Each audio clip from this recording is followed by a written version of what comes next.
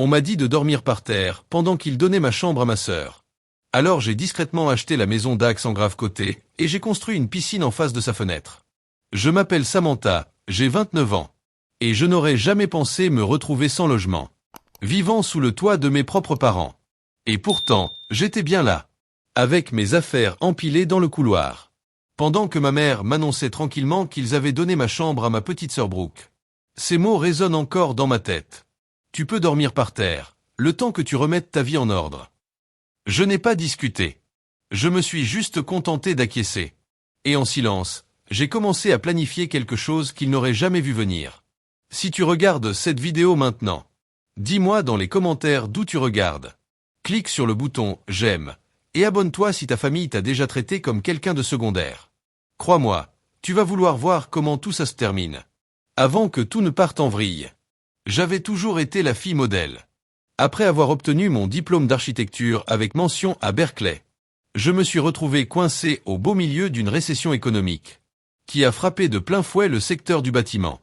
Mes plans bien préparés pour commencer dans une grande agence se sont effondrés, car les gels d'embauche et les licenciements se sont abattus sur le secteur. Comme beaucoup de mes camarades de promo, je suis retourné à contre-cœur à Rochester, dans l'État de New York, en pensant y rester juste le temps de trouver un emploi et d'économiser un peu. Au début, mes parents, Diana et Frank, semblaient me soutenir. Ma mère me préparait le déjeuner pour mes entretiens, et mon père proposait de relire mes lettres de motivation. Notre maison familiale, même si elle n'était pas très grande, avait toujours été confortable. Ma chambre d'enfance était restée presque intacte pendant mes années à l'université. Un sanctuaire rempli de mes trophées scolaires accrochés au mur, et de mes maquettes d'architecture fièrement exposées sur les étagères. Ma petite sœur Brooke, qui a plusieurs années de moins que moi, était en terminale quand je suis revenu vivre à la maison. Nous avions toujours été proches malgré nos personnalités différentes. Moi, j'étais méthodique et discrète. Elle était spontanée et extravertie. Elle débarquait souvent dans ma chambre à des heures improbables. S'étalait sur mon lit pour me raconter ses histoires de lycée. Ou me demander conseil pour ses candidatures à l'université. Ces interruptions ne me dérangeaient pas.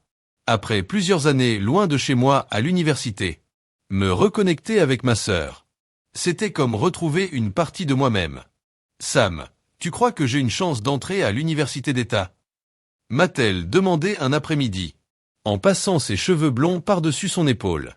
Pendant que je travaillais sur mes candidatures d'emploi. Avec toutes tes activités extrascolaires et tes bonnes notes ?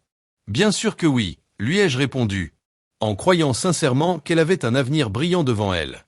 Durant les premiers mois à la maison, je m'étais fixé une routine. Les matins, je les passais à chercher un emploi et à envoyer des candidatures. Les après-midi, je m'occupais souvent des tâches ménagères pour aider la famille. Je préparais le dîner 3 soirs par semaine. Je nettoyais les salles de bain à fond chaque dimanche. Et j'ai même aidé mon père à réparer la terrasse du jardin. En plus des tâches ménagères, je donnais $300 par mois pour les factures et les courses. Avec les économies qui me restaient. Déterminé à ne pas être un poids. Les premiers signes de problème sont arrivés petit à petit. Un soir, au dîner, ma mère a annoncé que Brooke avait été sélectionnée pour un programme d'excellence dans son lycée. Ça va vraiment renforcer son dossier pour l'université, a-t-elle dit en souriant, en servant une portion supplémentaire de poulet rôti à Brooke. Samantha était aussi dans les programmes d'excellence, a ajouté mon père, presque en passant. Ma mère a hoché la tête avec dédain. Oui, mais la concurrence était différente à l'époque. Brooke subit bien plus de pression que Samantha n'en a jamais eu. J'ai vu Brooke me regarder avec gêne. Mais je me suis contenté de sourire et de changer de sujet. Ça ne servait à rien de créer un conflit pour une remarque aussi légère. Et puis, je venais d'obtenir un entretien prometteur avec Hartman et S Group, un cabinet d'architecture de taille moyenne spécialisé dans les espaces commerciaux écologiques. J'ai un entretien mercredi prochain, ai-je annoncé, espérant orienter la conversation vers mes perspectives professionnelles. C'est bien ma chérie, a dit ma mère, avant de revenir immédiatement à Brooke. Alors, raconte-nous ton projet du programme d'excellence. J'ai avalé ma déception et je me suis concentré sur la préparation de mon entretien. Le poste chez Hartman semblait parfait. Il combinait mon intérêt pour l'architecture durable avec le design commercial. L'entretien s'est très bien passé. Marisa Hartman elle-même semblait impressionnée par mon portfolio. Et par ma compréhension des matériaux durables. Nous avons besoin de quelqu'un qui comprend à la fois les aspects pratiques et esthétiques du design écologique. M'a-t-elle dit en concluant. Ton portfolio montre très bien cet équilibre. Nous te recontacterons d'ici 2 semaines. Sur le chemin du retour, je me suis autorisé à ressentir un véritable espoir pour la première fois depuis des mois. Le salaire de départ suffirait pour me permettre de louer mon propre appartement. Peut-être même avec un petit atelier où je pourrais travailler sur mes projets personnels. Ce soir-là, j'ai fait des folies en achetant des ingrédients pour un dîner de célébration en famille. J'ai préparé la recette préférée de ma mère avec des pâtes fraîches faites maison. Et 3 fromages différents. Ce repas a été notre dernier vrai moment en famille. Mon père a ouvert une bouteille de vin. Et même Brooke semblait sincèrement intéressé par ce que je racontais sur mon entretien. Pendant quelques précieuses heures, je me suis senti à nouveau comme un membre à part entière de la famille. Pas juste comme la grande sœur au chômage qui dormait dans sa chambre d'enfant. Ah Samantha, a dit mon père en levant son verre. Bientôt, elle sera la nouvelle architecte chez Hartman & S. J'ai souri, sans savoir qu'en seulement 48 heures, tout allait changer. Si j'avais su ce qui m'attendait, j'aurais profité encore plus de ce dîner. J'aurais mémorisé la façon dont ma famille me regardait. Comme s'ils étaient presque fiers de moi. Mais à la place, je suis allé me coucher ce soir-là pleine d'optimisme, en croyant que ce détour temporaire dans la maison de mes parents allait enfin se terminer. Le lendemain matin, je suis parti tôt pour assister à un événement de réseautage pour les jeunes professionnels en ville. Je ne savais pas qu'au moment où je serrais des mains et distribuais des cartes de visite, mes parents prenaient une décision qui allait changer notre relation pour toujours. 2 jours après mon entretien prometteur, je suis rentré à la maison après une réunion avec un entrepreneur qui m'avait proposé de l'accompagner sur des projets en attendant que je trouve un emploi à temps plein. La maison était étrangement silencieuse quand je suis entré par l'allée. Je suis passé par la porte latérale comme d'habitude. J'ai dit bonjour, mais personne n'a répondu. Pensant que tout le monde était sorti, je suis monté à l'étage pour me changer avant de préparer le dîner. Mais la scène qui m'a accueilli en haut des escaliers m'a glacé le sang. Mes affaires, des cartons de livres, de vêtements, de souvenirs personnels et de matériel d'architecture étaient entassés n'importe comment dans le couloir étroit.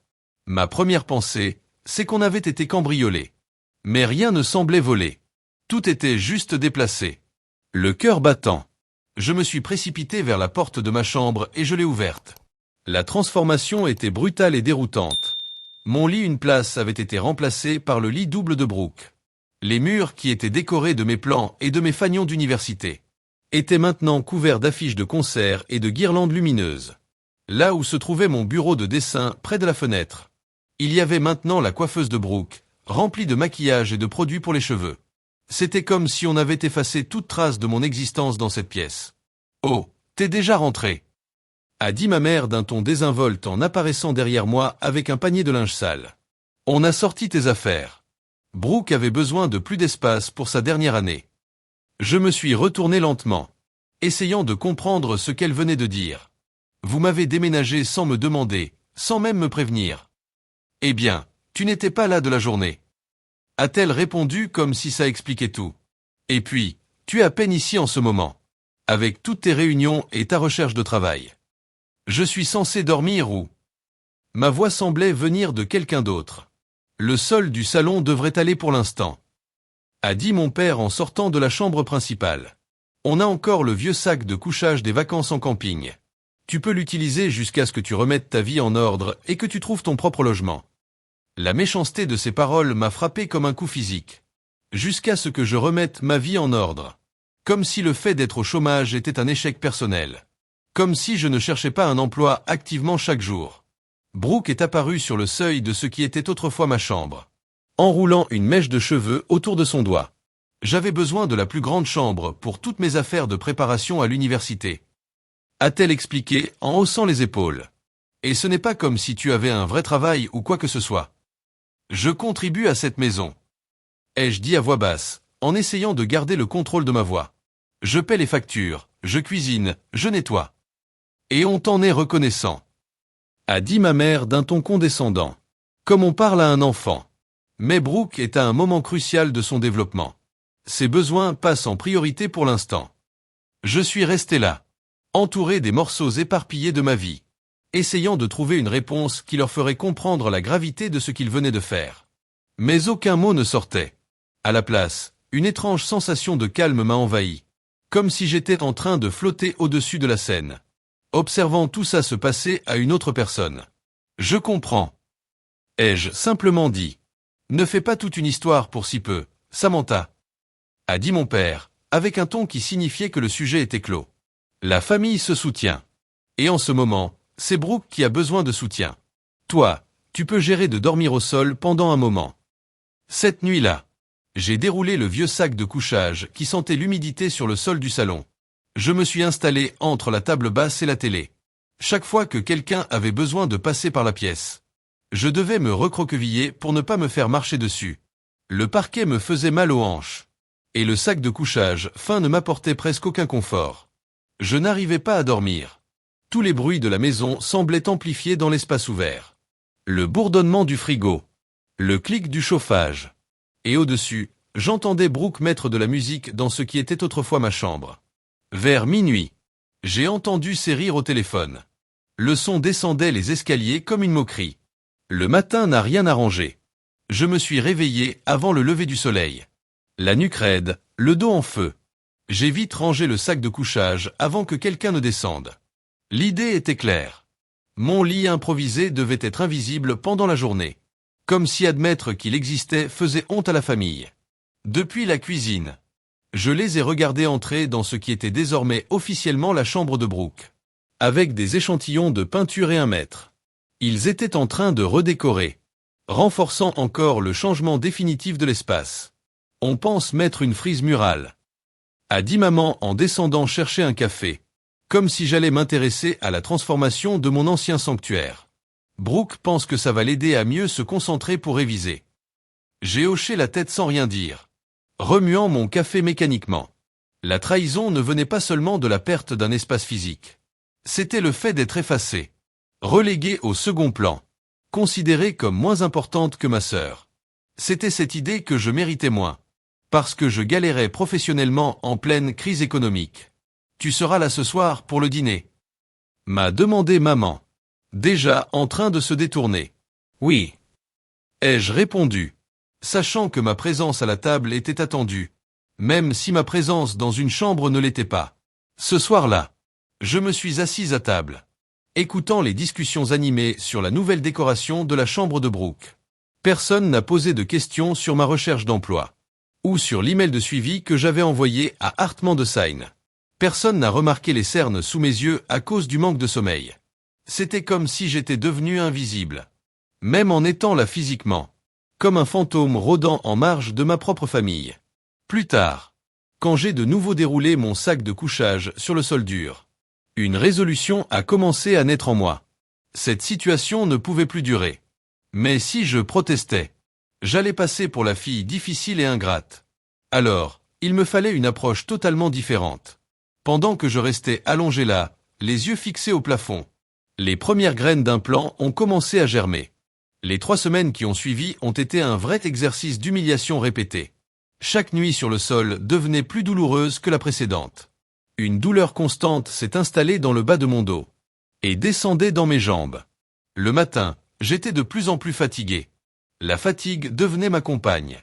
Mais j'ai gardé l'apparence d'une fille qui accepte sa situation, sans rien dire, même quand tout empirait.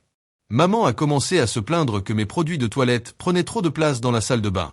Tu peux les mettre dans un panier ? Brooke a besoin de plus de place sur le lavabo pour sa routine de soins.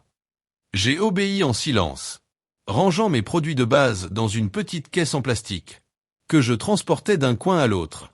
Mes vêtements restaient dans des cartons dans le couloir, de plus en plus froissés. Chaque matin, je fouillais dedans pour m'habiller. Quand j'ai demandé si je pouvais utiliser une partie du placard dans le couloir, mon père a secoué la tête. Ce placard doit rester accessible pour les invités, a-t-il dit.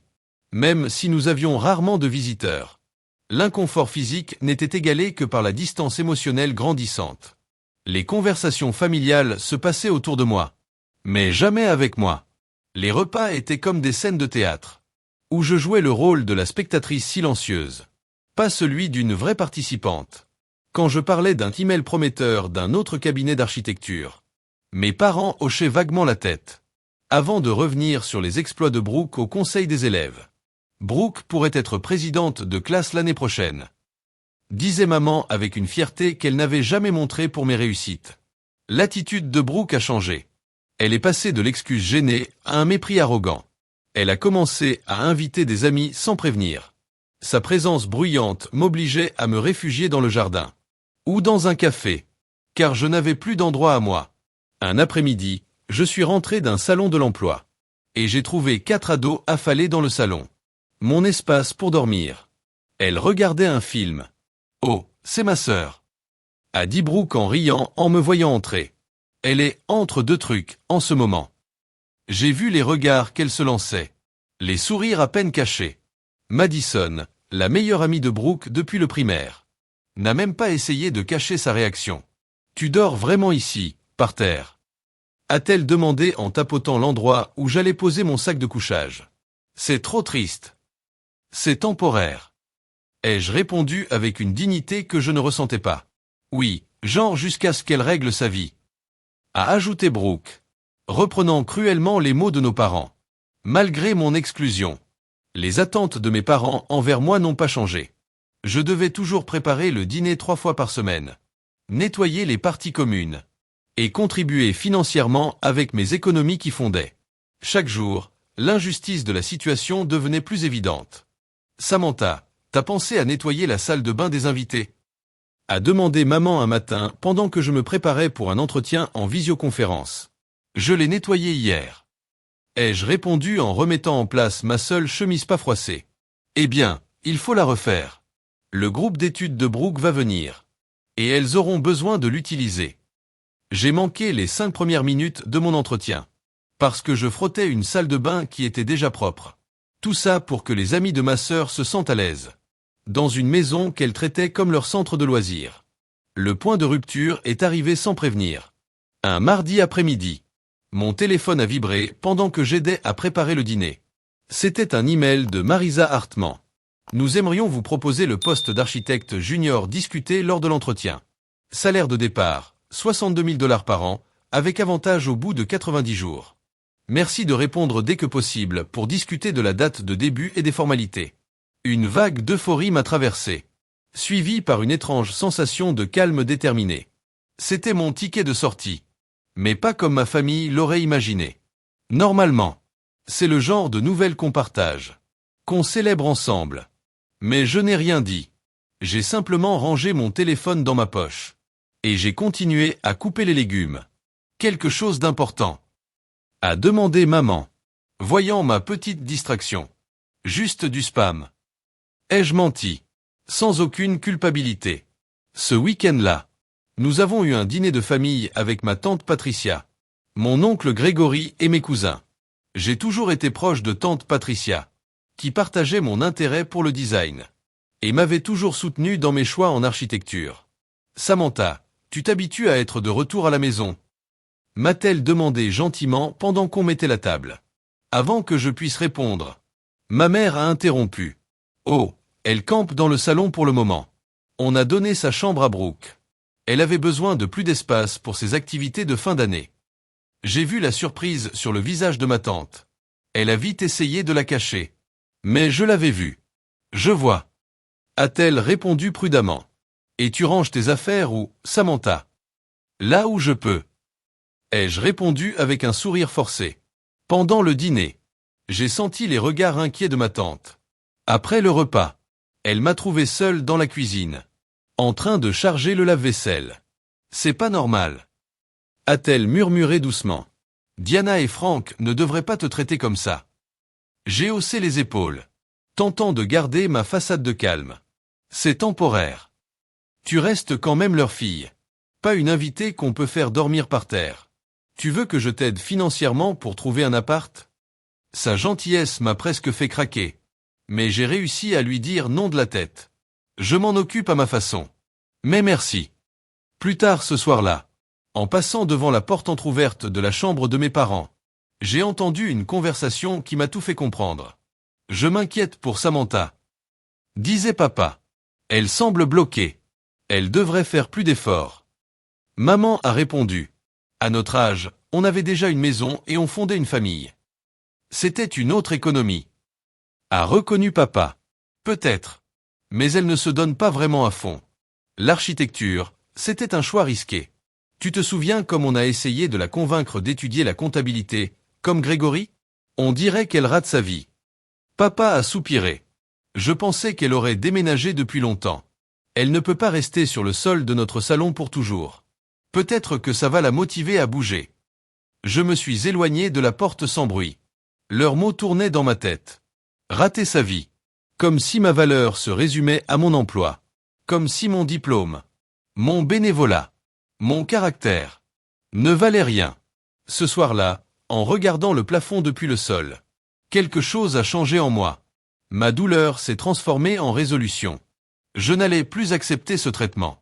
Mais je n'allais pas non plus leur offrir une sortie facile. Ou une confrontation dramatique. Non.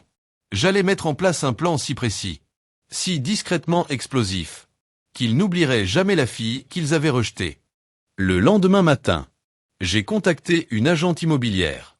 Je veux visiter des maisons dans ce quartier. Lui ai-je dit. Surtout tout ce qui est à vendre dans cette rue. La chance, ou peut-être le destin, était de mon côté. La maison juste à côté de celle de mes parents, une maison modeste avec 3 chambres, était restée vide depuis des mois, après que son ancien propriétaire avait été muté ailleurs. Elle était toujours sur le marché. Son prix avait baissé 2 fois, à cause des réparations et des travaux qu'il fallait faire. Il y a beaucoup de rénovations à prévoir. M'a prévenu l'agente, Mélanie, pendant qu'on marchait à travers les pièces poussiéreuses. La cuisine date des années 80. Et les salles de bain ont besoin d'être refaites. J'ai passé ma main sur un mur. Mais je ne regardais pas ce qui était là. Je voyais ce que je pouvais créer. Les fondations sont bonnes. Ai-je observé. Et le jardin est grand. Plus d'1 quart d'acre. A confirmé Mélanie. C'est plus que la moyenne dans ce quartier. Je me suis arrêté devant les fenêtres arrière. Et j'ai regardé le grand jardin, qui donnait directement sur la propriété de mes parents. Un lent sourire s'est dessiné sur mon visage, pendant que j'imaginais ce que j'allais faire de cet espace. Je suis intéressé. Ai-je dit. Très intéressé. Le jour après avoir accepté l'offre d'emploi chez Hartmann & Sein, je suis allé rencontrer un conseiller de prêt à la First National Bank. Avec mon nouveau contrat de travail, un excellent historique bancaire, et l'héritage modeste que m'avait laissé ma grand-mère.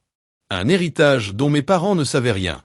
J'ai été approuvé pour un prêt immobilier pour la maison d'Ax en grave côté. Elle était sous-évaluée à cause de son état, ce qui en faisait une très bonne affaire. Vous prenez une décision intelligente, Samantha, m'a dit le conseiller en signant les papiers. Les maisons dans ce quartier prennent de la valeur chaque année, même pendant la crise. Je pense sur le long terme. Ai-je répondu, en signant les documents d'une main ferme. Pendant que j'attendais que la vente soit finalisée, j'ai commencé à travailler chez Hartmann & Sein. Chaque matin, je quittais la maison avant que ma famille ne se lève. Et je passais plus d'heures au bureau, pour éviter de rentrer et devoir m'installer sur le sol du salon. Mes collègues m'ont très bien accueilli. Ils étaient impressionnés par mon portfolio et ma motivation. Marisa m'a tout de suite mise sur un projet. Un complexe de bureaux écologiques. Je pouvais déjà utiliser mes compétences en matériaux durables. Tu es très attentive aux détails, a-t-elle commenté après avoir vu mes premières propositions. C'est exactement pour ça qu'on t'a embauché. Pour la première fois depuis des mois, je me suis senti respecté et apprécié. Le contraste avec la façon dont j'étais traité chez moi était choquant. Au travail, mon avis comptait. À la maison, j'étais juste un obstacle au sol à éviter. J'ai ouvert un nouveau compte en banque pour mon salaire, pour que mes parents ne sachent rien de mes finances. Quand mon père me demandait comment se passaient mes journées, je restais vague, en disant que je suivais quelques pistes ou que je faisais du réseautage. Je ne leur ai jamais dit que j'avais un travail, et encore moins que j'étais embauché dans l'une des agences les plus respectées de la région. Pendant ce temps, je faisais avancer mon achat immobilier en secret. Je profitais de ma pause déjeuner pour rencontrer l'agente immobilière ou le maître d'œuvre. Mes matinées libres me servaient à faire les inspections nécessaires. La vente a été conclue un mardi après-midi. J'ai signé les derniers documents. J'ai reçu les clés. Et je suis officiellement devenu propriétaire. Le tout, pendant que ma famille ne se doutait de rien. La maison avait besoin de gros travaux. Mais pour moi, c'était une chance. Les rénovations allaient prendre du temps, ce qui me permettrait de tout préparer parfaitement avant d'agir. J'ai engagé Raphaël, un entrepreneur recommandé par Mélanie, pour commencer immédiatement les travaux. Je veux qu'on commence par la chambre, la salle de bain et la cuisine. Lui ai-je expliqué pendant notre première visite. L'esthétique, on verra plus tard. Je veux que tout l'essentiel soit prêt en 6 semaines. Raphaël a hoché la tête en prenant des notes. On peut faire ça. Et pour le jardin, vous avez des idées? J'ai souri.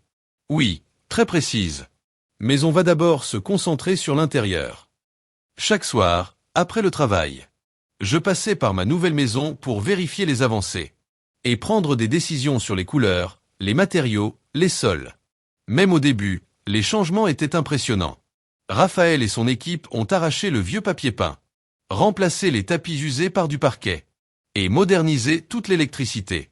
La cuisine a pris forme. Des plans de travail en quartz. Des électroménagers économes en énergie. La salle de bain a été entièrement refaite, avec une douche à effet pluie et du carrelage chauffant au sol. Un petit luxe que j'avais toujours rêvé d'avoir. Pendant tout ce temps, je continuais ma routine comme si de rien n'était chez mes parents. Je dormais encore par terre. Je cuisinais et je nettoyais comme ils l'attendaient. Si mes parents avaient remarqué mes absences plus longues, ou les taches de peinture sur mes vêtements, ils ne m'ont rien dit. Ils étaient trop occupés à s'occuper de Brooke, dont la chambre avait maintenant des murs lavande et des meubles neufs. Tu trouves pas que la chambre de Brooke est superbe? A demandé maman un soir, alors qu'on débarrassait la table. La couleur est si apaisante, parfaite pour étudier. Oui, elle est jolie. Ai-je répondu avec neutralité, me souvenant qu'elle m'avait refusé de repeindre cette chambre à moi quelques années plus tôt. À la 5e semaine de travaux, ma nouvelle maison prenait forme. L'intérieur était presque terminé. Il ne manquait plus que les derniers détails. C'était le moment parfait pour mettre en place la dernière étape de mon plan. La pièce maîtresse. Celle qui rendrait mon message impossible à ignorer. J'ai rencontré 3 entreprises différentes spécialisées dans les piscines, avant de choisir Coastal Design, une boîte connue pour son style moderne et la qualité de son travail. Je veux quelque chose d'unique. Ai-je dit à Jeter, leur designer principal. Des lignes épurées et modernes, avec une petite cascade au bout de la piscine. Vous avez une idée des dimensions? A-t-il demandé en commençant à esquisser des idées. 16 mètres sur 10. Ai-je répondu. Placé ici. Et j'ai pointé une zone du jardin, juste en face des fenêtres de la cuisine et du salon de mes parents. Jeter a levé un sourcil. Mais il n'a rien dit sur le choix de l'endroit. Il nous faudra des permis. Et le chantier d'excavation sera bruyant. Ce n'est pas un problème. Les jeux rassurés, en signant immédiatement le contrat pour que les travaux commencent au plus vite. Le timing était parfait. Les travaux de la piscine devaient commencer la même semaine où je prévoyais de quitter la maison de mes parents. Pendant 6 semaines, j'avais gardé une attitude de soumission, tout en préparant méthodiquement ma sortie et ma revanche. Mes nouveaux meubles étaient livrés et installés. Ma cuisine était pleine. Mes vêtements étaient enfin dans un vrai dressing, plus froissés dans des cartons dans un couloir. Lors de ma toute dernière nuit sur le sol du salon de mes parents, je suis resté éveillé plus longtemps que d'habitude, à ressentir une dernière fois l'inconfort, pour ne jamais oublier à quel point on m'avait fait me sentir indigne, comme si je ne méritais même pas un lit. Le matin venu, j'ai exécuté le plan que j'avais construit depuis cette première nuit humilié sur le sol. Je ne ressentais pas de colère, mais plutôt une étrange paix intérieure. Ce n'était pas une vengeance. C'était une façon de revendiquer ma valeur. Clairement. Sans discussion. Avant l'aube, j'ai soigneusement roulé le sac de couchage pour la dernière fois. À 5h30, j'ai silencieusement mis mes dernières affaires dans 2 valises et un sac à dos. La maison était encore plongée dans l'obscurité. Toute ma famille dormait à l'étage dans leur lit confortable. Je me suis déplacé discrètement, avec des gestes précis, ramassant mes produits de toilette dans la salle de bain, et mes rares objets personnels que j'avais laissés dans le salon. J'ai laissé le sac de couchage bien rangé dans le placard, comme un adieu symbolique. Un cadeau de départ qu'il n'avait pas mérité. J'ai écrit une simple note que j'ai laissée sur le comptoir de la cuisine. J'ai trouvé mon propre endroit.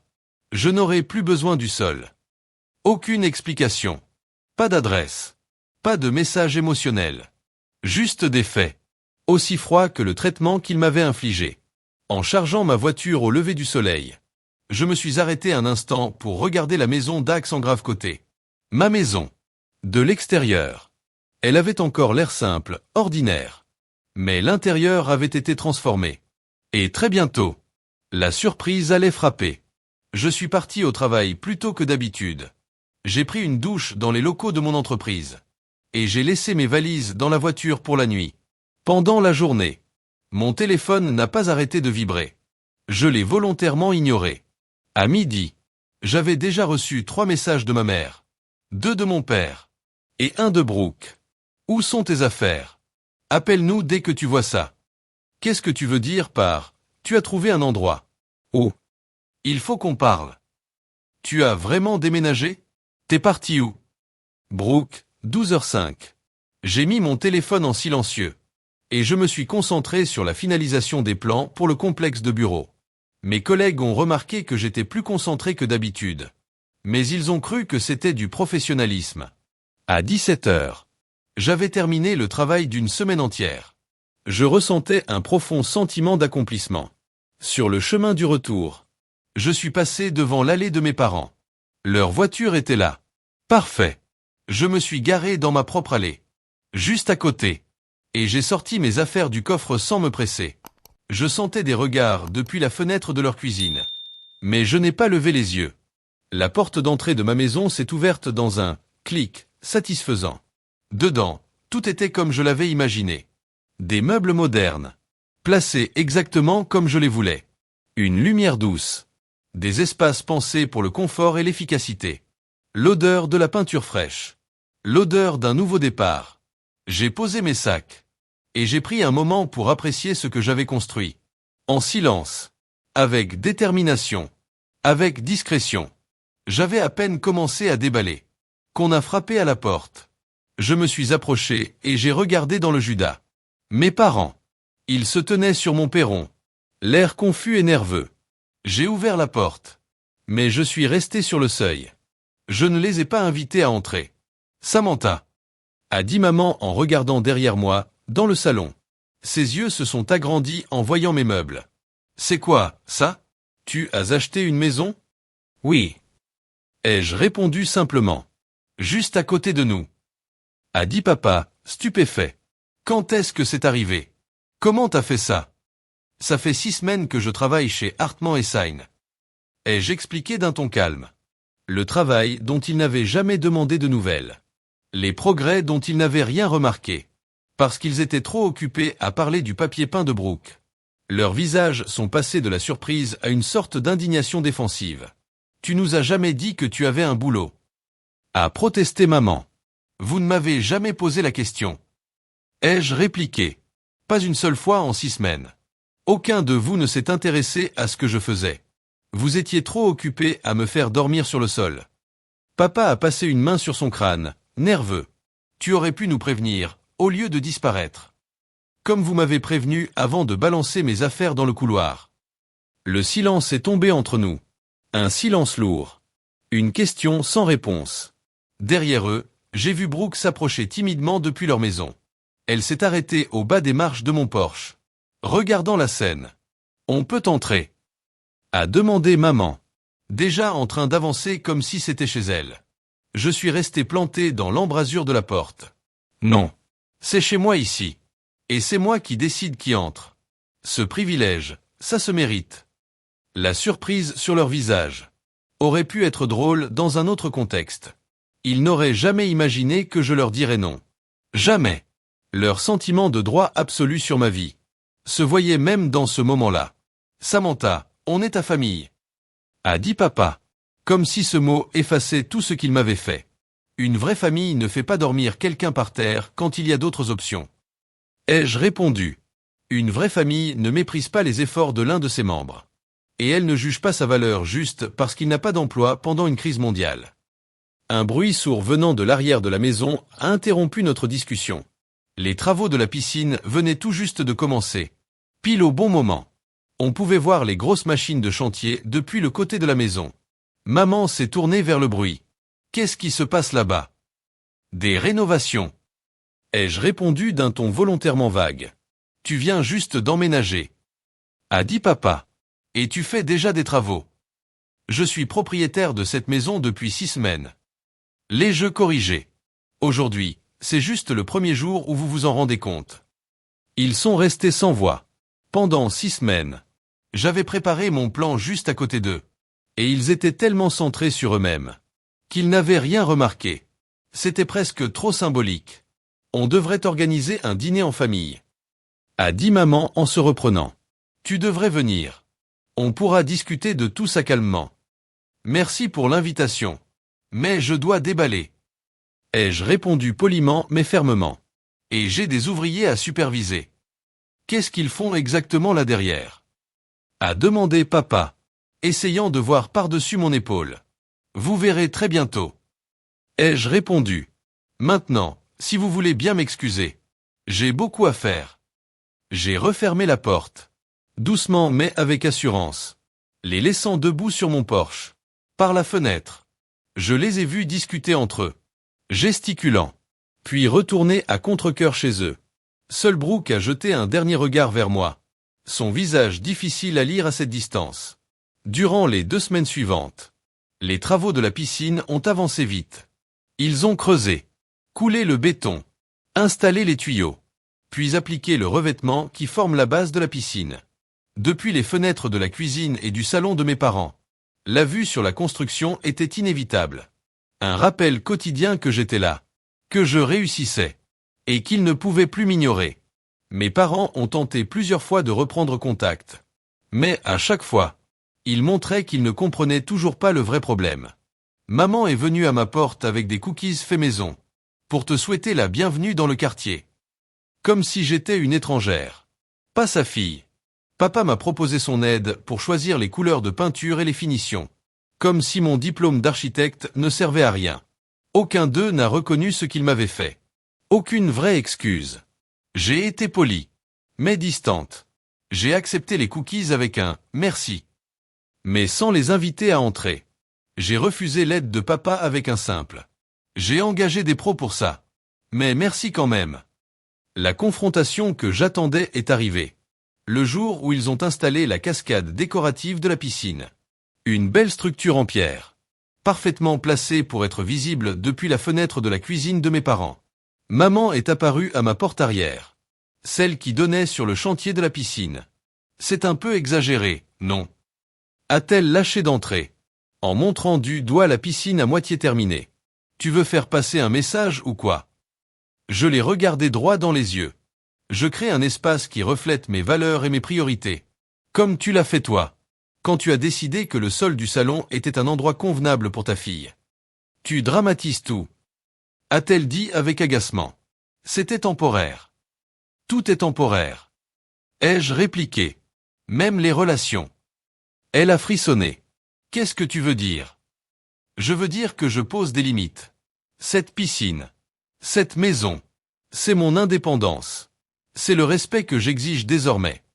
Toi et papa m'avaient donné une leçon très claire sur ma place dans la famille. Je réponds simplement en conséquence. Acheter la maison d'Axe en grave côté. Construire une piscine qu'on peut voir depuis notre cuisine. Ça fait rancunier, Samantha. Moi, je dirais que c'est pédagogique. Ai-je corrigé? Chaque fois que tu regarderas par ta fenêtre, tu verras la fille qui a dormi sur ton sol. La fille que tu as effacée. La fille que tu n'as pas su respecter. Pour la première fois, j'ai vu dans ses yeux quelque chose qui ressemblait à de la compréhension. Mais ça a été vite remplacé par de la gêne. Le récit qu'elle s'était inventé sur sa fille perdue, sans but, s'effondrait sous ses yeux. Parce que mon succès était là. Incontestable. On ne savait pas que tu souffrais autant. A-t-elle dit doucement. Vous ne vouliez pas savoir. Les jeux corrigés. Et ça change tout. Alors que le printemps laissait place à l'été, ma nouvelle vie prenait forme avec une clarté et un but qui me surprenaient moi-même. Ma carrière chez Hartmann et Sain s'épanouissait. Marisa me confiait des responsabilités de plus en plus importantes dans des projets majeurs. La transformation de ma maison continuait. Chaque amélioration reflétant à la fois mon goût personnel et mes compétences professionnelles. La piscine, presque terminée, devenait un symbole visible de tout ce que j'avais reconstruit. On pouvait en voir l'eau bleue depuis la fenêtre de ma chambre. Et aussi, de manière très délibérée, depuis la cuisine de mes parents. Les voisins, qui me connaissaient depuis mon enfance, réagissaient à mon achat surprise avec curiosité et bienveillance. Caroline Burton, d'en face, est venue avec une plante et une carte. Félicitations pour ton indépendance. Laurence Michet, dont le fils m'avait donné des cours de maths autrefois, m'a recommandé des artisans locaux pour le jardin. C'est audacieux, d'acheter juste à côté de chez tes parents. A-t-il commenté en m'aidant à poser ma boîte aux lettres. La plupart des jeunes cherchent à s'éloigner, pas à se rapprocher. J'ai souri. Parfois, la distance la plus courte crée les frontières les plus solides. Il a rigolé, sans comprendre toutes les couches de sens derrière ma phrase. En tout cas, ça fait plaisir d'avoir une jeune propriétaire dans le quartier. Ça augmente la valeur des maisons. Ma relation avec ma famille a évolué de manière inattendue après mon départ dramatique. Mes parents sont passés par plusieurs phases. Le choc, l'incrédulité, puis la colère, des tentatives maladroites de rapprochement, et enfin une sorte de respect à contre-cœur, mélangé à de la honte. Papa a été le premier à montrer un semblant de remords sincère. Il est venu un après-midi, alors que je plantais des fleurs devant ma maison. « Tu veux un coup de main ?» a-t-il proposé, en montrant les plantes restantes. J'ai hésité, puis j'ai dit oui. Tu peux commencer par celle-ci, là-bas. On a travaillé en silence pendant plusieurs minutes. Puis il a repris la parole. La maison est superbe. T'as fait des trucs incroyables. Merci. Un long silence. Je me suis trompé, Samantha. Sur beaucoup de choses. J'ai continué à planter, sans accepter ni rejeter son excuse implicite. J'aurais jamais dû laisser ta mère te prendre ta chambre. A-t-il dit. Et encore moins suggéré que tu dormes par terre. C'était irrespectueux, et blessant. Je me suis assise sur mes talons et je l'ai regardé dans les yeux. Oui, ça l'était. J'ai pensé à Brooke. Et j'ai oublié que toi aussi, tu avais des besoins. C'était injuste. Ce n'était pas juste injuste. Les jeux corrigés. C'était déshumanisant. Vous m'avez traité comme si ma valeur dépendait de mon emploi. Comme si j'étais un échec à cause de circonstances hors de mon contrôle. Il a baissé la tête. Visiblement frappé par mes mots. Je me suis trompé. A-t-il répété. Et je suis désolé. Son excuse était sincère. Mais incomplète. Il comprenait que ses actions m'avaient blessé. Mais pas encore à quel point elles avaient détruit notre lien. Mais c'était un début. Maman, elle, avait plus de mal à faire preuve de vraie introspection. Ses tentatives de réconciliation cherchaient surtout à minimiser ce qui s'était passé, plutôt qu'à le reconnaître. « Tu fais tout un drame de ça, Samantha », a-t-elle dit une fois au supermarché.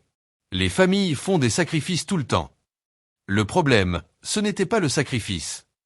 Ai-je répondu en choisissant des pommes. C'était de penser que je valais moins que Brooke, que je méritais moins de dignité. Elle a soupiré, agacée. Bon, en tout cas, t'as bien fait passer ton message avec cette piscine. Tout le quartier en parle. Je ne l'ai pas construite pour les voisins. Ai-je répondu en la laissant tirer ses propres conclusions. Mon succès devenait de plus en plus difficile à ignorer. Le journal économique local a publié un article sur le projet de bureaux écologiques de Hartmann & Sein. En mettant en avant mes contributions. Mes choix de rénovation ont attiré l'attention de tout le quartier. Et j'ai même été invité à participer à un événement caritatif de visite de maison. La piscine, terminée début juin, était devenue la fierté du quartier. Design élégant, système de chauffage moderne, et une cascade que j'avais moi-même dessinée. J'ai organisé ma première fête à la piscine le jour du solstice d'été. J'ai invité mes collègues, des voisins, des amis, et bien sûr ma tante Patricia et mon oncle Grégory. Mais pas mes parents. C'était une limite que je devais encore poser pour me protéger. Depuis la cuisine de leur maison, mes parents pouvaient voir la fête. Des adultes professionnels qui riaient, qui prenaient des cocktails au bord de la piscine, devant la cascade que j'avais conçue moi-même. Le message était clair. J'avais bâti une vie réussie, pleine de joie, sous leurs yeux, et sans eux. Le développement le plus surprenant est venu de Brooke. Contrairement à nos parents. Elle est venue me voir avec un vrai remords, clair et direct. J'ai été horrible avec toi. A-t-elle dit sans détour. Un après-midi où elle s'est présentée à ma porte. J'ai laissé maman et papa te traiter mal. Et après, je me suis moqué avec mes amis. Je suis vraiment désolé, samedi. Sa sincérité m'a surprise. Pourquoi tu t'excuses maintenant? Elle a haussé les épaules. Et pour la première fois, elle paraissait plus jeune que ses 18 ans. Je pense à l'université. Je vais bientôt vivre seul. Et je me rends compte que je pourrais finir dans ta situation un jour. Pas parce que j'aurais échoué, mais parce que parfois la vie est dure. Et j'aimerais que quelqu'un me traite mieux que je t'ai traité. Sa lucidité m'a impressionné. C'est une belle prise de conscience. Tu m'as manqué. A-t-elle avoué? Et je me sens tellement mal de t'avoir pris ta chambre. J'aurais dû refuser. Tu avais 17 ans. C'était aux adultes de mieux faire. Mais, je suis touché par tes excuses. Elle a hésité. Tu crois qu'on pourrait redevenir des vraies sœurs? Pas la version où j'étais une ado pour y gâter. Et toi, un meuble qu'on déplaçait sans rien dire. Sa franchise m'a fait rire. C'est assez bien résumé, oui. Alors, on peut recommencer à zéro. J'ai réfléchi. Contrairement à nos parents, Brooke montrait une vraie compréhension de ce qui s'était passé. Et une envie sincère de réparer. Elle était encore jeune. En train de devenir adulte. Et elle voulait faire mieux. On peut essayer. Ai-je répondu prudemment. Mais il faut que tu saches une chose. Je ne suis plus la même personne qu'avant. Je ne suis plus celle qui est partie ce matin-là. J'ai changé, profondément. Je le vois. A-t-elle dit en regardant autour d'elle. La maison, la piscine, tout ce que j'avais construit. Maintenant, t'es genre une déesse. Cette fois, j'ai éclaté de rire. On commence par un café, la semaine prochaine. Petit pas par petit pas. Depuis, Brooke et moi avons repris contact. Avec plus de respect que jamais.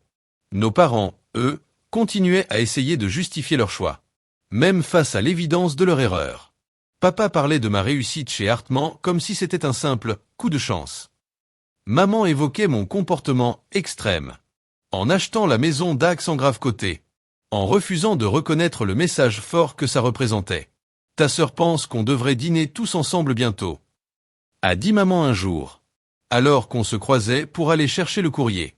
Une sorte de dîner de famille. Je ne suis pas encore prête. Ai-je répondu honnêtement. Mes limites ne sont pas négociables pour l'instant. Des limites. A-t-elle répété en soupirant. Tu n'en as jamais eu besoin avant. J'en ai toujours eu besoin. Les jeux corrigés. Je ne savais juste pas comment les poser.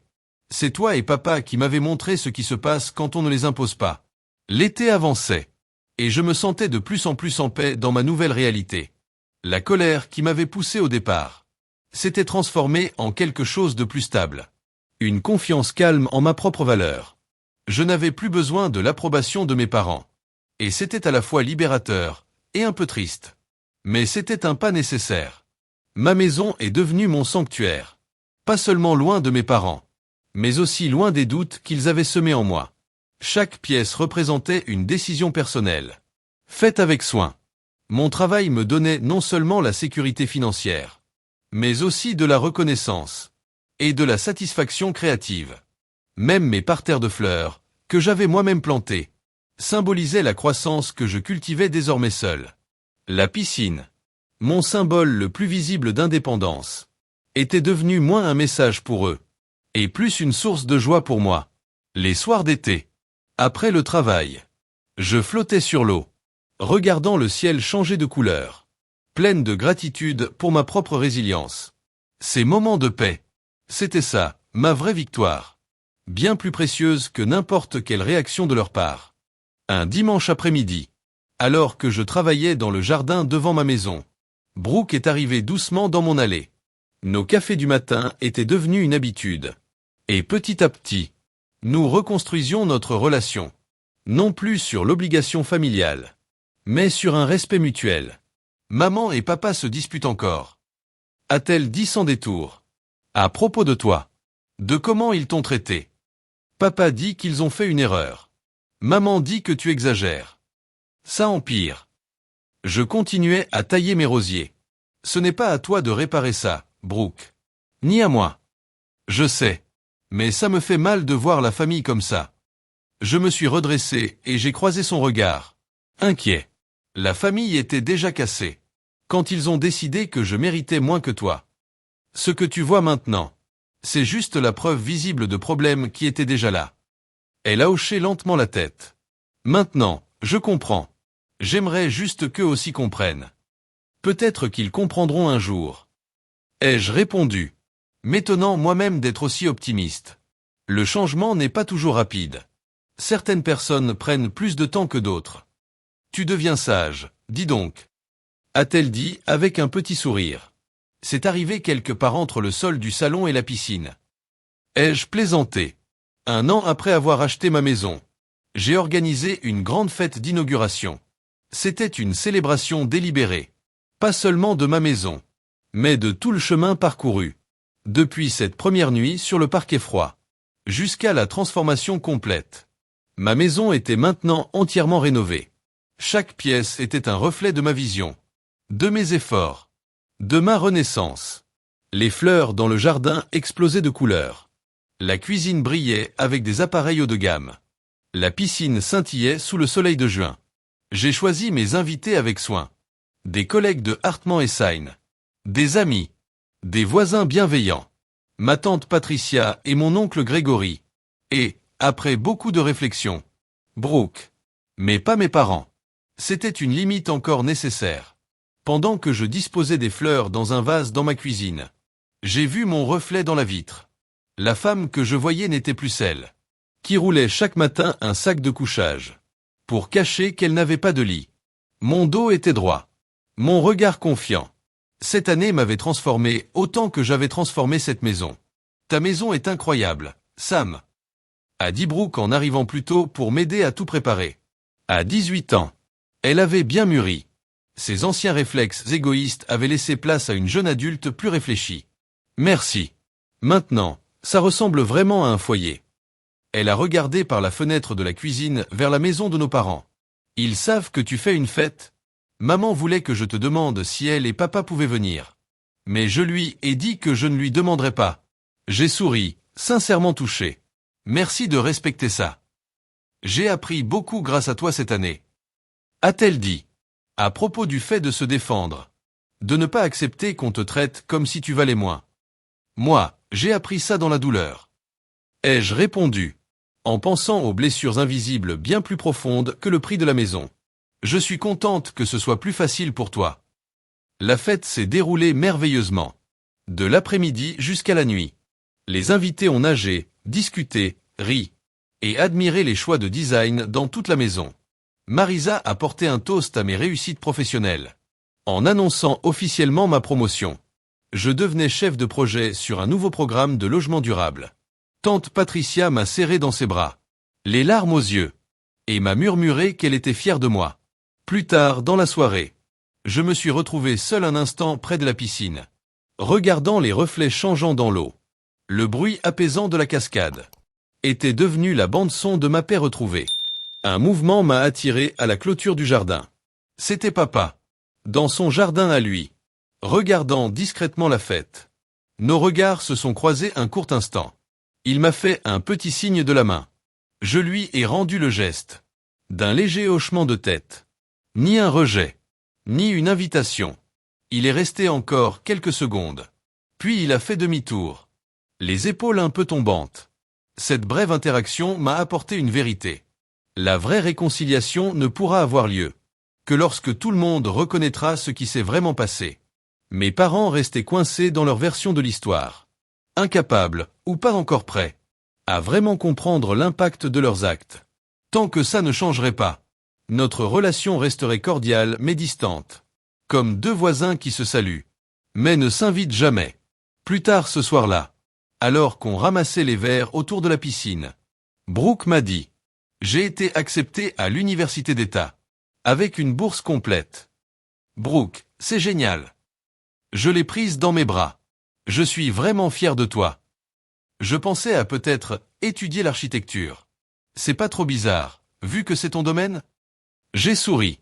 Pas du tout. Tu serais super. Maman dit que c'est trop compétitif. Qu'il vaut mieux que je fasse du commerce. Ce vieux refrain m'a fait reposer les verres et la regarder dans les yeux. Écoute-moi bien, Brooke. La seule personne qui décide de ce que tu peux faire, c'est toi. Pas maman. Pas papa. Pas même moi. Elle a hoché la tête doucement. Comme toi, tu as décidé que tu pouvais réussir tout ça. Dit-elle en montrant la maison, la piscine, ma carrière. Exactement. Et le sol du salon? Ce n'était pas la fin de mon histoire. Ce n'était même pas la partie la plus importante.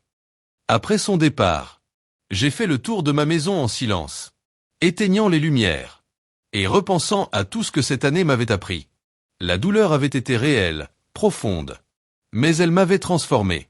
À partir de ce sol dur, j'avais construit un foyer, et une vie qui reflétait mes propres règles. Les leçons avaient été coûteuses, mais elles étaient précieuses. La vraie valeur vient de l'intérieur, pas de ce que les autres pensent de toi. Mes parents avaient cru que leur jugement sur moi était définitif. Ils s'étaient trompés. La dignité n'est pas un luxe. C'est un droit.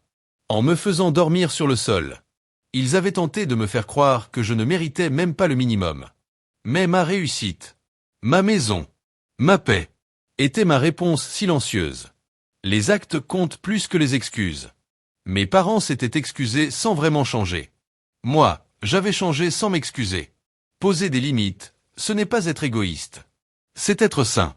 Et parfois, il faut des murs bien solides pour protéger ce qu'on construit. Le plus important, j'ai appris que la douleur peut devenir une énergie créative. Pas pour se venger, mais pour se reconstruire. Je n'ai pas construit cette maison pour leur faire du mal. Je l'ai construite pour me guérir. Ce soir-là, allongé dans ma belle chambre, je regardais les reflets bleus de la piscine sur le plafond, et je me suis endormi avec un sourire. J'avais créé ce sanctuaire moi-même. Et toute relation future avec mes parents se ferait d'égal à égal, chacun de son côté de la clôture.